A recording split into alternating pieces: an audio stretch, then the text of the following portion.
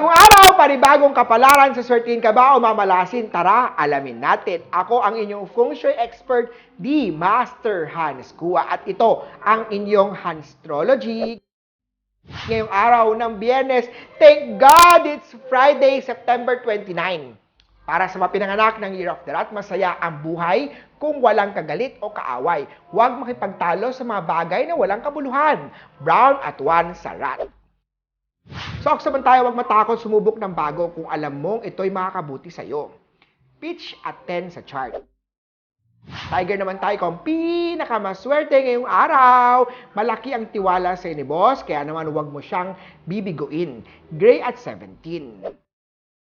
Sa rabbit naman tayo, huwag ikahiya kung anong meron ka. Palagi mo lang isipin, hindi ka palaging nasa baba, aasenso ka din. Tiwala lang. Pink at 9. Kay Drago naman tayo, happy love life star, nasa chart mo today na ititreat mo ang iyong kasintahan. Mag-food trip kayo para mabusog din, hindi lamang ang inyong tiyan, pati na rin ang inyong puso.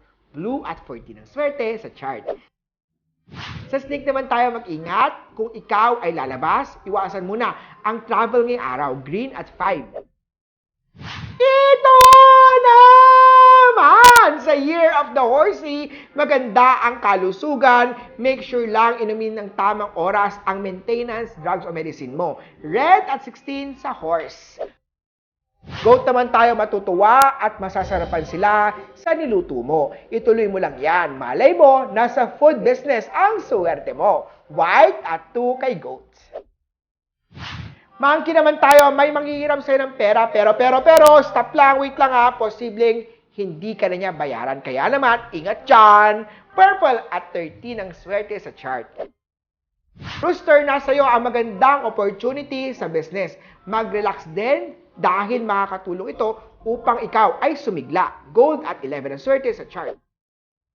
Kay Doggy naman tayo, magiging problemado pagdating sa kamag-anak, iwasan ang makipagtalo sa kanila.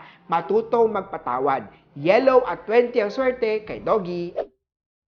At kay Year of the Pig naman tayo, maniwala sa sarili mong kutob dahil madalas itong nagiging tama. Maroon at 18 ang swerte kay Year of the Piggy. Paalala lang po ito po ay mga guide lamang sa buhay. Huwag maging hayahay dahil ang ating swerte at malas sa ugali at pagsisikap nakasalalay. Ako muli, si Master Hans Kua para sa Hanstrology.